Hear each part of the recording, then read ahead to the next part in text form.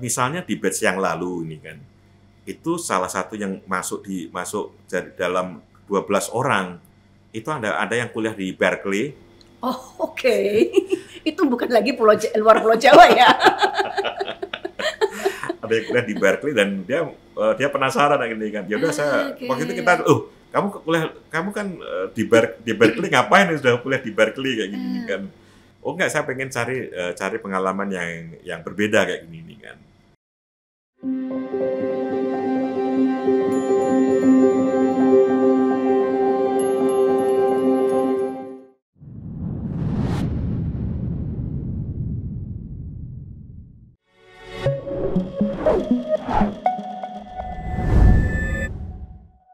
Selamat datang di Cari Tahu, podcast yang akan membawa Anda pada petualangan pengetahuan. Saya Emi Kuswandari yang akan menjadi host perdana pada episode kali ini, dan saya punya sahabat yang akan berbagi informasi menarik tentu saja. Kita akan jumpai Pak Taufik, Deputy Chairman M Corp. Halo Pak Taufik, selamat datang. Halo Ibu Emi, selamat juga berjumpa. Iya, senang sekali ketemu Pak Taufik. Tadi tebak-tebakan, ini nama panjangnya Pak Taufik siapa ya? Tapi ternyata hanya satu kata saja Pak ya, karena Taufik. Kita masih mengikuti generasinya Bung Karno sama Pak Harto. Saya udah 2 kata nih Pak. Pak Taufik, dilihat dari jaketnya gitu ya, ada lambang khusus ini, M Corp. Boleh diceritain M Corp itu apa sih Pak? Supaya teman-teman tahu nih Pak. Ini kita senang sekali ini kan, karena kebetulan tanggal 1 Mei itu akan MAKPLUS atau yang sekarang lebih populer sebagai kayak M Corp, itu akan merayakan ulang tahun yang ke-34. MAKPLUS itu didirikan oleh Pak Hermawan 1 Mei tahun 1990. Ini kan. Dan ini kita memang beberapa kali mengadakan perubahan logo. Dan tentu saja sekarang karena eranya sekarang banyak Gen Z, hari ini saya pakai jaket, pakai hoodie ya gitu. Pakai hoodie biar kekinian gitu ya Pak ya. Kalau tidak salah nih Pak Taufik ini sudah 28,5 tahun di MAKPLUS. Seumur saya itu Pak. Masih boleh ngaku gitu ya saya ya. Pengalamannya panjang gitu ya Pak. Apa saja sih yang ada di MAKPLUS yang kemudian punya induk yang lebih gede lagi, M Corp gitu ya Pak ya. Boleh diceritakan lebih detail Pak? Oke, saya kebetulan bergabung di MAKPLUS di tahun 1995. Pada saat bergabung dengan MAKPLUS, terus terang waktu itu saya juga belum banyak tahu mengenai apa itu MAKPLUS dan apa itu yang dilakukan oleh kayak Pak Hermawan ini kan.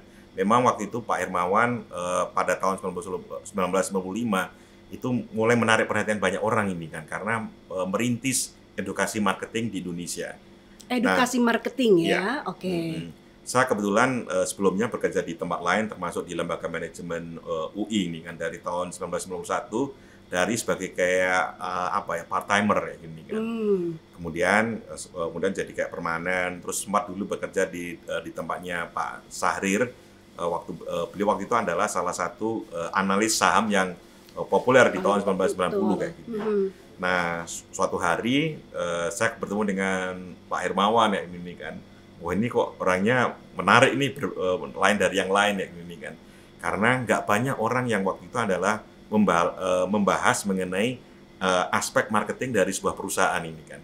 Biasanya orang melihatnya dari aspek SDM, aspek finance-nya, yang dari marketing itu jarang. Dan Pak Hermawan adalah itu boleh dibilang yang pertama kayak gitu. Jadi tertarik untuk tahu lebih dalam lagi ya Pak ya? Iya. Oke, Pak, kalau di M Corp ini, apakah yang seusia Gen Alpha seperti saya? Oh, enggak ya, Pak. Itu masih boleh melamar atau gimana sih komposisi teman-teman yang ada di dalam M Corp ini? Oke, kalau di M Corp zaman sekarang ini kan mayoritasnya adalah Gen Z, bahkan beberapa manajernya itu sudah Gen Z ya ini kan. Ini sesuatu yang mungkin di luar bayangan banyak orang, bahkan termasuk dari Gen Z yang mulai bergabung ini kan. Bisa nggak nanti ini kan MAKPLUS M Corp itu dianggap perusahaan kuno karena pendirinya masih Pak Hermawan, beliau masih aktif. Terus ada orang kayak saya dari kayak Gen X, kemudian ada beberapa penasehat yang ya sama seperti Pak Hermawan dari baby boomer Baby saya ini kan. boomer, iya. Nah, tapi di sini di MCOPS ini sekarang mayoritasnya adalah Gen Z. Jadi ada misalnya sekarang orang yang kita minta untuk menghandle HR itu Gen Z. Yang dari Korkom tentu saja sosial media Gen Z ya ini kan.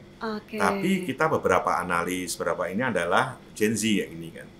Ini adalah salah satu gambaran di mana meskipun Pak Herman masih aktif, tapi kita tetap memberikan kesempatan ini kan untuk Gen Z untuk berperan lebih aktif ya ini kan.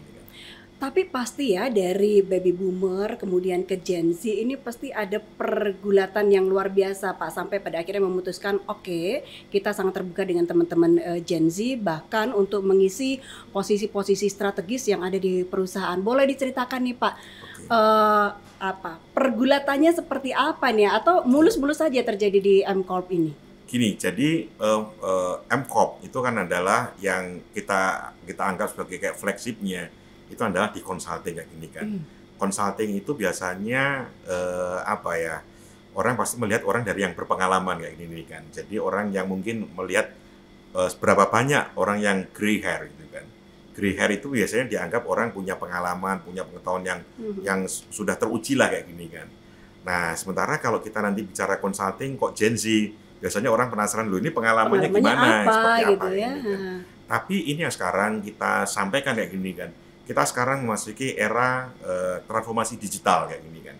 Dimana kalau kita bicara transformasi digital itu Gen Z atau Gen Y kayak gini kan, itu lebih familiar dibandingkan Gen X atau baby boomer kayak gini kan. Dan ini yang sekarang kita jadikan semacam penjelasan ini kan ke klien misalnya di kayak consulting. Bahkan untuk di training pun sebenarnya beberapa klien masih tetap pengen mencari yang gray hair kayak gini kan. Dari baby boomer atau kayak Gen X, tapi kita sampai ini kan mereka kalau dengan era sekarang sebenarnya lebih menguasai ya ini kan, itu yang kita tunjukkan. Cuma memang beberapa Gen Z-nya kadang-kadang bisa nggak confident kayak gini kan. Karena apa? Karena belum banyak. Kita tahu adalah kliennya kadang-kadang orang yang berumur ya ini kan, bisa dari baby boomer atau dari kayak Gen X. Yang kadang-kadang grogi kayak gini, oh ini kira-kira kayak seperti apa gini kan. Nah tapi itu yang biasanya kita sampaikan ke teman-teman Gen Y atau Gen Z kayak di Marketplace kayak gini kan. Dulu waktu saya masuk pertama kali ya kadang-kadang saya juga kayak grogi kayak gini kan. Usianya kira-kira ya samalah dengan yang kayak sekarang kayak gini kan. Tapi ternyata bisa karena mereka kadang-kadang bisa menghargai kayak gini kan. Oke. Seperti itu. Lompatan-lompatan ide atau gagasan yang kadang-kadang sebagai generasi yang di atasnya itu membuat kita kadang-kadang nggak kepikir, itu sering kali terjadi nggak sih Pak di ruang-ruang diskusi, ruang-ruang rapat Pak? Nah ini adalah kalau kita sekarang pengen menjangkau banyak orang kayak gini kan. Wah zaman dulu ya kita pasti akan menggunakan konvensional, kita akan pasang iklan kayak gini kan. Nah sekarang enggak kayak gini kan, kita bisa nanti kita kenalan dengan komunitas ini. Ini adalah salah satu yang menarik ini kan, karena begitu kayak Gen Z mencari komunitas mudah kayak gini kan. Kalau dulu kan kita pernah ketemu langsung dulu. Ini sekarang nggak pernah ketemu langsung, hanya kayak pernah ketemu di media sosial bisa kayak gini kan. Nah ini adalah salah satu contoh kayak gini kan, cara kerja yang berbeda ini kan. Yang dulu mungkin nggak terbayang di kalangan kayak baby boomer atau kayak Gen X yang ini kan, karena kita belum pernah ketemu kok. Kita bisa kerjasama gimana caranya kayak gini kan. Kalau dulu barangkali dianggap nggak sopan ya Pak ya, tapi nyatanya sekarang menjadi partner, menjadi mitra gitu ya. Oke, kalau tadi dari perspektif teman-teman Gen Z dan generasi sebelum atau sesudahnya gitu ya Pak ya. Kalau dari sisi perusahaan nih, dari M-Corp sendiri, bagaimana memulas perusahaan supaya menjadi daya tarik tersendiri untuk teman-teman muda ini Pak? Oke, nah ini yang selama 3 tahun terakhir itu dicoba Pak Hermawan ini kan. Jadi kita di M-Corp kita tetap ada proses rekrutmen seperti biasa. Kita mencari merekrut orang baru untuk bekerja itu masih ada. Tapi Pak Hermawan secara khusus memang bikin yang namanya Research and Development Squad kayak gini kan, atau singkatnya R&D Squad ini. Tujuannya itu adalah khusus merekrut mahasiswa tahun terakhir yang pengen nanti bekerja khusus selama 6 bulan untuk Pak Hermawan. Jadi, itu intern atau bekerja? Internship. Okay. Jadi hanya 6 bulan kayak gini kan. Okay. 6 bulan dan 6 bulan itu harus selesai kayak gini kan. Sementara kalau kita kayak internship kalau kita di Marketplace kita bisa setahun 2 tahun kayak gini kan. Tapi ini adalah internship khusus yang memang hanya 6 bulan dan itu terkait dengan penugasan khusus dari Pak Hermawan. Ternyata ini kan yang minat mendaftar itu bahkan lebih besar dari yang mendaftar untuk bekerja kayak gini nih kan. Oh gitu. Jadi antusiasnya luar biasa itu ya. Antusiasnya tinggi ya gini nih kan. Wah, Pak Hermawan merasa, dulu Pak Hermawan merasa dengan usia beliau sekarang tahun ini akan menginjak tahun 77. Wah, pasti susah nih diterima di kalangan Gen Z yang muda atau lagi kayak Gen Alpha kayak gini kan. Ternyata di kalangan Gen Z yang muda pun ternyata diterima kayak gini kan. Meskipun ya kebetulan Pak Hermawan juga aktif di media sosial, di Instagram, di TikTok kayak gini kan. Nah, ternyata masih kan dulu sempat ada asumsi ya ini kan. Nah, mungkin Gen Y atau Gen Z akan mencari yang kira-kira usianya nggak beda jauh kayak gini kan. Ternyata dengan Pak Hermawan pun mereka bisa kayak gini kan. Dan setiap batch ini kita sekarang sudah menginjak ke batch ke-6 itu pesertanya rata-rata di atas 300 ya gitu loh kan. Oh, banyak sekali. Padahal yang diterima hanya 12. Oke, nah sekarang kalau teman-teman muda nih Pak yang di tingkat-tingkat akhir pengen intern seperti itu 6 bulan gitu ya dengan Pak Hermawan di M-Corp, ini syaratnya apa sih yang harus mereka tekuni mumpung masih semesternya belum mendekati akhir ini Pak? Oke, ini mereka background pendidikannya bisa beragam ini kan, nggak harus dari marketing, bisa dari humanities, dari teknologi, bisa dari science kayak gini kan. Cuma memang kita tetap akan minta pemahaman mereka mengenai kayak marketing kayak gini kan. Marketing itu apa? Versi dari versi yang beda-beda kayak gini. Boleh kan. Apa saja menurut mereka gitu karena ya. Karena kita nanti adalah pengen cari point of view yang berbeda kayak gini kan. Karena kita pengen marketing itu bukan hanya orang yang dari kayak pendidikannya marketing, tapi dari orang yang backgroundnya bukan marketing pun bisa kayak gini kan. Dengan punya point of view yang beragam, kita nih Pak Hermawan percaya nanti marketing juga akan menjadi lebih lengkap kayak gini kan, karena punya point of view yang lebih lengkap. Nah, di situ yang nanti kita harapkan mereka nanti bisa punya kayak kontribusi ya. Boleh di-spill tidak nih Pak? Kira-kira ikatan emosi seperti apa sih yang dibuat oleh Pak Hermawan dengan teman-teman muda ini? Karena transfer of information, transfer of knowledge, kemudian behavior juga di tempat kerja ini pasti akan terjadi dan antar generasi yang cukup jauh ini. Dari evaluasi dari proses rekrutmen dari yang sudah lolos menjadi anggota Research and Development Squad ini kan, mereka ternyata memang punya pengetahuan yang bagus mengenai Pak Hermawan ini kan. Jadi Pak Hermawan itu adalah boleh dibilang orang yang lain dari yang lain karena menerbitkan buku di tingkat internasional kayak gini kan. Bisa bekerja dengan orang yang levelnya paling tinggi di internasional di bidang marketing kayak gini kan. Ini nggak bisa dilakukan oleh sembarang orang kayak gini kan. Dan ini pasti menjadi daya tarik kayak gini kan. Apalagi nantinya diberikan kesempatan untuk kerja bareng kayak gini kan. Ini kan orang pasti pengen kan kerja bareng dengan orang dengan level seperti kayak Pak Hermawan. Ternyata itu menarik kayak gini kan. Oke. Jadi memang ada bimbingan khusus juga buat mereka gitu ya. Oke. M-Corp ini kan sudah established gitu ya Pak ya dengan Marketplace yang sudah sekian lama gitu kan. Kalau sejauh pengalaman Bapak ini teman-teman muda ini tertarik pada perusahaan yang sudah established lama atau pada startup nih Pak? Terus terang kita dalam 5 tahun terakhir mengalami tantangan kayak gini kan. Karena kalau kita bicara turnover tinggi kayak gini kan. Banyak yang kemudian memang pindah ke startup kayak gini kan. Termasuk dari Gen Y, Gen Z ini kan banyak yang pindah juga kayak gini kan. Dan bisa bertahan 4 tahun ini sekarang luar biasa kayak gini kan. Karena terus terang turnovernya tinggi kayak gini kan. Kita tetap berusaha untuk melakukan inovasi, ada kreativitas dan segala macamnya. Tapi ya kita harus menghormati juga kalau mereka aku pengen mencoba kayak gini kan. Nah, kadang-kadang kan kalau pada saat ada yang misalnya memutuskan untuk pindah, kita tanya ini kan, kamu mau cari apa kayak gini kan? Mau cari apa? Karena kalau misalnya kayak kita di MCOP, misalnya kalau nanti mau pengen sekolah, kita networknya banyak loh, kita nanti bisa bantu. Saya bisa bantu untuk nulis, bikin rekomendasi untuk kayak sekolah kayak gini kan. Dan itu bahkan bisa dipakai untuk LPDP atau sekolah yang bagus mau di Amerika, di Eropa kayak gini kan. Itu yang kita tawarkan ini kan. Tapi memang kita berharap rekomendasi hanya diberikan yang kira-kira menunjukkan loyalitas yang cukup ya gini kan. Kalau ya kita anggap masih belum, ya kita juga akan mikir-mikir dengan memberikan rekomendasi ya kayak seperti itu. Nah itu yang salah satu yang kita tawarkan. Karena apa? Karena MCOP dengan ini adalah bukan hanya kita punya banyak klien, tapi kita adalah networknya. Networknya itu bukan hanya di Indonesia, tapi juga kayak di luar negeri.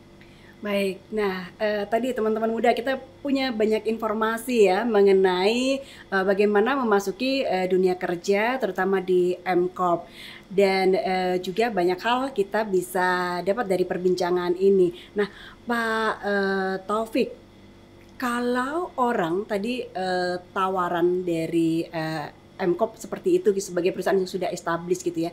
Tadi juga disinggung soal loyalitas. Ini kan jadi masih tadi tanda tanya besar gitu ya untuk teman-teman muda. Bagaimana trik-triknya untuk membangun loyalitas bagi teman-teman muda ini, Pak? Karena barangkali 6 bulan, 1 tahun mereka sudah berancang-ancang pindah ke tempat yang lainnya lagi ini, yang offeringnya jauh lebih tinggi barangkali. Ini yang memang terus terang kita akan mencoba ini kan, terus kita akan mencari kira-kira apa sih yang kira-kira akan kayak menarik kayak gini kan. Salah satu yang pasti kita lakukan itu kan adalah memberikan peran yang besar ya gini kan. Kayak tadi, meskipun masih Gen Z, bisa lo jadi kayak manajer di MCorp kayak gini kan. Kan mereka dulu membayangkan saya akan bisa jadi manajer kalau misalnya di startup ini kan. Di MCorp pun juga bisa kayak gini kan. Ini adalah salah satu yang coba kita tawarkan, dan bahkan bisa berperan langsung ini kan. Tadi kan memang kalau yang di tim yang namanya Research and Development Squad itu memang proyek khusus dengan kayak Pak Hermawan. Tapi kita juga membuka ini kan untuk terlibat dalam proyek-proyek MARC+, termasuk proyek-proyek yang sebenarnya itu adalah ad hoc project, misalnya kita bantu kayak klien yang ini kan.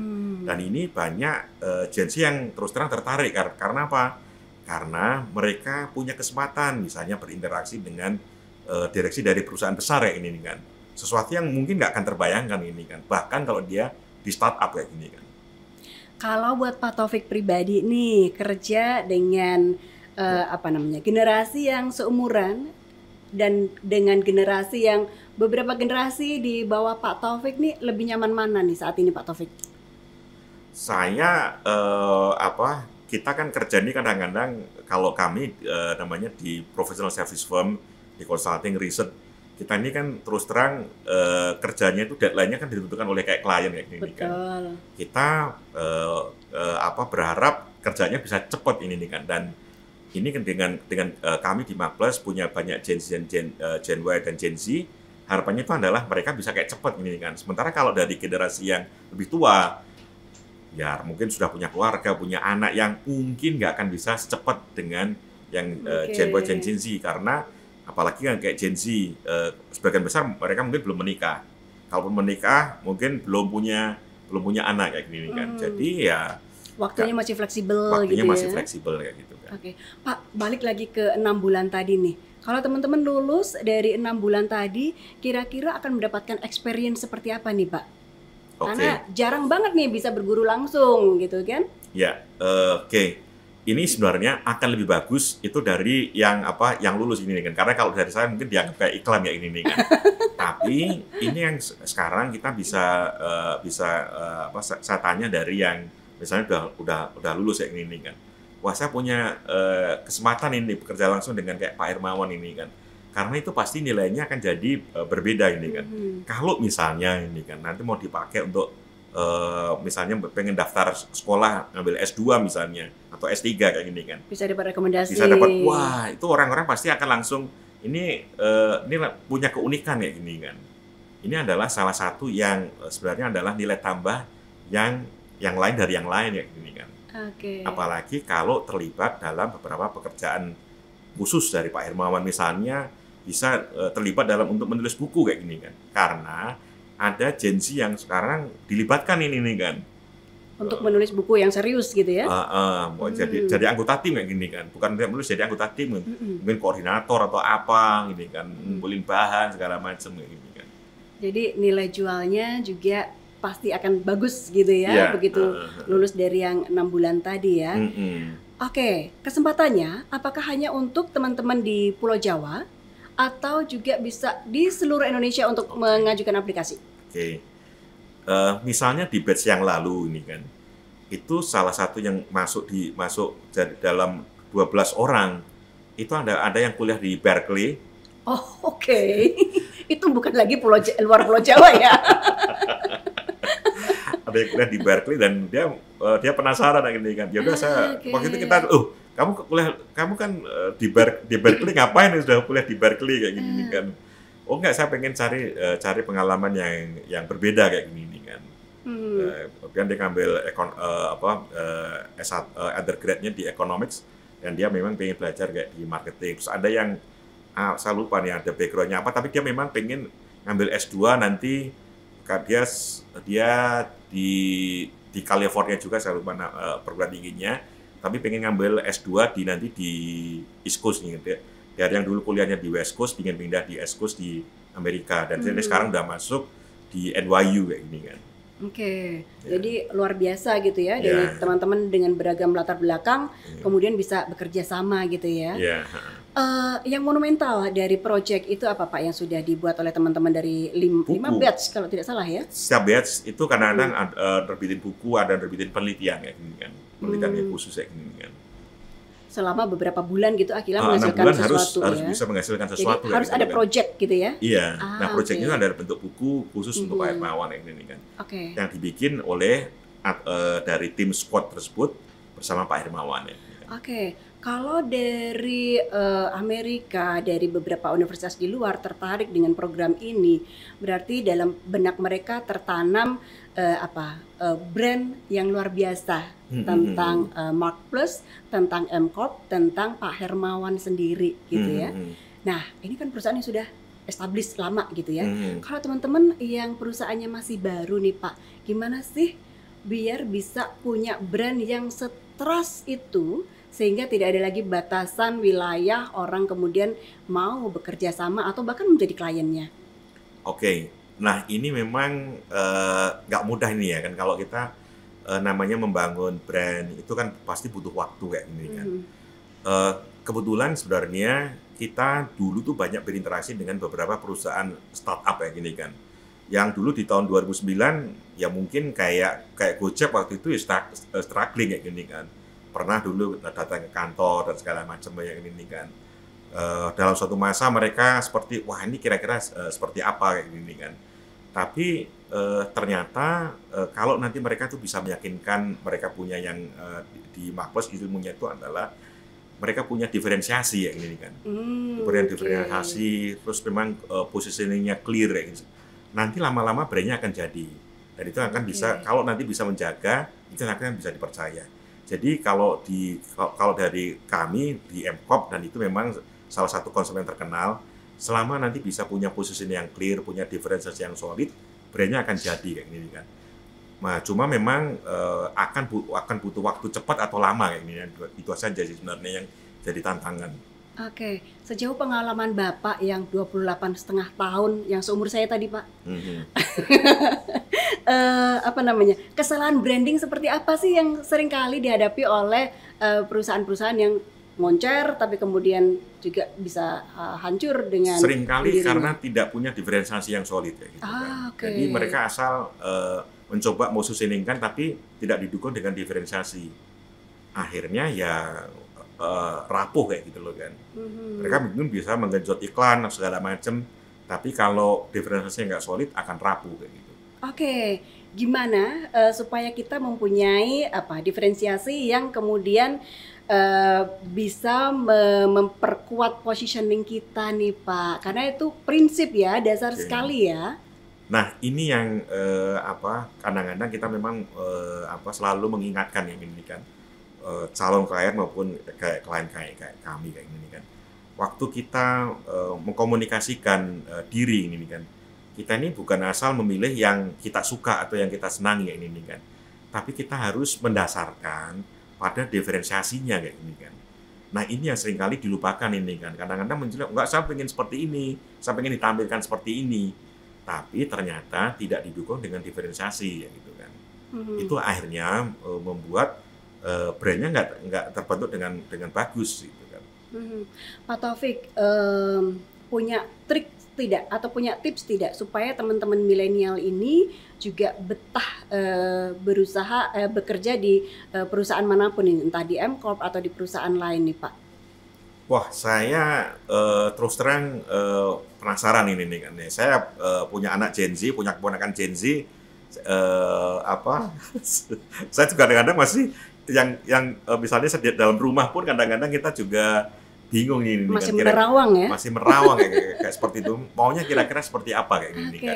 Apalagi mereka butuh rumah nggak sih, mereka butuh kendaraan nggak sih supaya bisa stay lama di perusahaan, atau nggak ada di dalam gagasan mereka untuk saya bekerja untuk sesuatu nih gitu.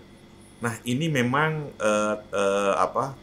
terus terang yang sedang kita pelajari kayak ini kan.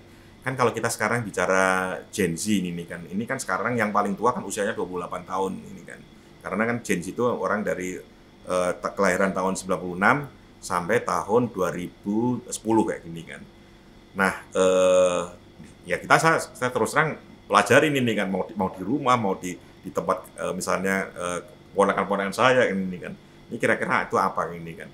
Ini misalnya kayak keponakan saya ini kadang-kadang dia bisa berpindah-pindah 1,5 tahun sekali. Saya bilang, loh, nyari apa? Mau cari apa kayak seperti itu nih kan. Oh, cari ini pengalaman. Loh, pengalaman apa yang nanti mau dicari kayak gini kan. Karena kalau dengan berpindah-pindah nanti orang bisa nggak percaya juga kayak gini kan. Oh, nanti cuma mau pindah-pindah doang kayak gini kan. Karena sebenarnya kalau yang dulu kami percaya misalnya untuk kayak mau baby boomer maupun kayak Gen X, itu adalah kamu bisa memberikan kontribusi itu apa. Kira-kira dalam waktu yang pendek, 1 tahun atau 2 tahun, bisa nggak nanti ngasih kayak kontribusi? Terus terang kita nggak yakin ya sebenarnya kayak seperti itu. Nah itu yang kadang-kadang biasanya kita sampaikan kayak gini kan.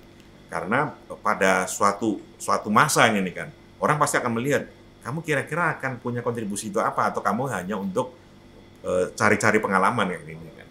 Iya, tapi apa bisa dibilang juga bahwa itu kan indikator yang dibangun oleh generasi kita gitu ya Pak ya. Tetapi teman-teman muda ini punya indikator lain tentang kesuksesan. Kalau saya banyak pindah-pindah, berarti pengalaman saya banyak. Bisa dilihat dari sudut pandang itu nggak sih Pak?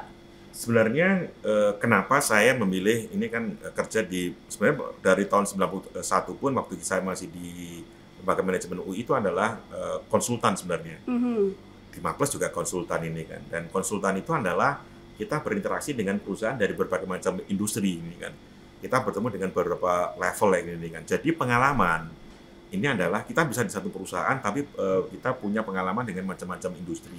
Kita macam-macam orang dari latar belakang yang berbeda ini kan. Ini adalah cara pandang saya kayak seperti ini kan. Jadi saya bisa ada kayak dulu konsultan yang katakanlah saya bisa melayani CEO-nya kayak gini kan.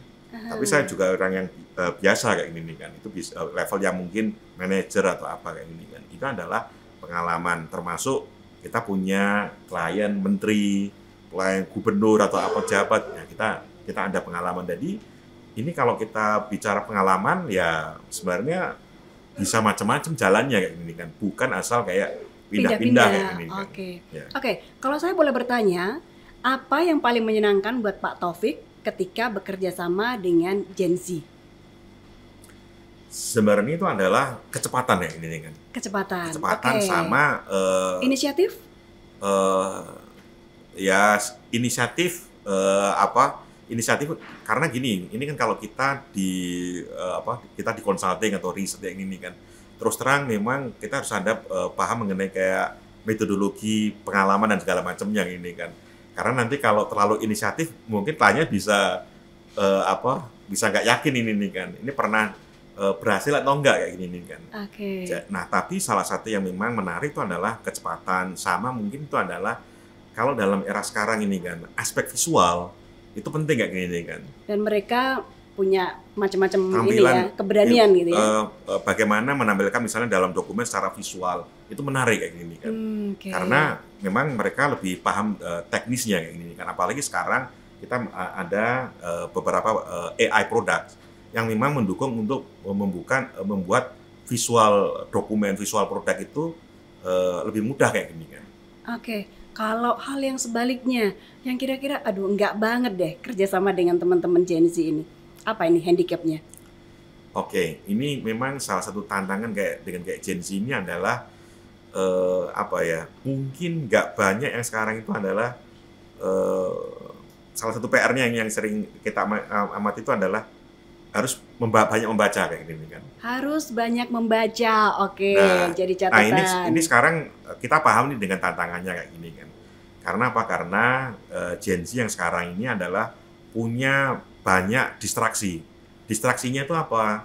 Ada media sosial kayak gini kan. Ada media sosial di mana mereka nanti bukan hanya sekedar pengen mengikuti tren, mereka kadang-kadang merasa kayak FOMO kayak gini kan. Akhirnya waktunya jadi untuk baca jadi kurang kayak gini kan. Kalau saya misalnya karena dulu kan kita nggak ada media sosial, distraksinya mungkin lebih terbatas kayak gini kan. Mau nggak mau kita akan membaca kayak gini kan. Nah dengan membaca kita itu ngerti jalan berpikir, jalan pandangan dasarnya gini kan. Nah kalau nggak membaca ya akhirnya kayak kita ini kayak disuapin kayak gini kan. Ya mungkin kadang-kadang cepat menangkap ini kan, tapi kita nggak kuat dari segi dasar pengetahuannya. Terlebih sekarang dengan tsunami informasi yang ada buat teman-teman muda ini ya. Kalau ada 1 menit buat Pak Taufik untuk menyampaikan hal yang menarik atau yang ingin Pak Taufik sampaikan ke teman-teman muda, apa ini Pak? Ini kan memang sekarang Gen Z ini terus terang dimudahkan dengan akses informasi yang terus terang tak terbatas kayak gini kan. Tapi harus bisa memilih kayak gini kan. Yang mana yang penting dan mana yang nanti relevan kayak gini kan. Memilih yang penting dan relevan ini yang sekarang terus terang jadi tantangan kayak gini kan. Karena yang penting ini mungkin bisa bisa dari pendapat teman-temannya yang di media sosial yang belum tentu benar penting ini kan. Atau dianggap relevan mungkin kadang-kadang yang karena ada tren kayak gini kan. Trennya mungkin bisa bukan tren yang panjang, hanya tren yang viral kayak gini kan. Nah ini yang terus terang jadi tantangan kayak gini kan. Apalagi perubahan di luarnya banyak kan. Nah tapi kayak itu tadi kita kan kalau bisa sekarang ada back to basic ini kan. Di beberapa negara di Eropa misalnya ini kan. Mulai ada kayak namanya untuk membatasi misalnya bermedia sosial dan segala macamnya. Karena apa? Karena kadang-kadang media sosial itu menciptakan pengaruh buruk seperti itu tadi. Nggak bisa memilih yang mana yang penting dan mana yang relevan, dan akhirnya tidak berusaha untuk mengetahui esensi misalnya kayak tadi baca pengetahuan dan hanya asal melihat yang sekilas-sekilas ya gini kan. Ini yang nantinya jadi tantangan. Karena apa? Karena begitu sekarang kita masukin era AI kayak gini kan. Kita nggak tahu ini yang benar yang mana kayak gini kan. Misalnya saya sama anak-anak saya ini kan, ya udah cari ChatGPT sebentar, ini keliru kayak gini kan. Karena saya ngerti konsepnya, karena saya pernah baca. Jadi ini keliru kayak gini kan. Tapi kalau enggak, ini kayak menurut ChatGPT kayak begini, ditelan gitu saja. Yang belum tentu benar kayak gini kan. Nah ini yang jadi tantangan ini kan. Karena kalau enggak, nantinya akan didikte oleh AI kayak gini kan.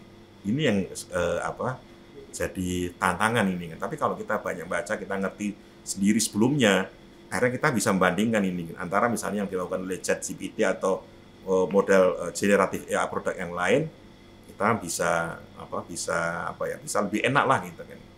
Baik, Pak Taufik, terima kasih banyak sudah hadir di Cari Tahu Podcast dan berbagi banyak informasi bersama kami. Selamat melanjutkan aktivitas ya, Pak Taufik. Terima kasih. Itu tadi perbincangan kita di Cari Tahu Podcast. Teman-teman muda pengen tahu apa lagi? Simak terus Cari Tahu Podcast untuk episode mendatang. Saya Emi Kuswandari, sampai jumpa.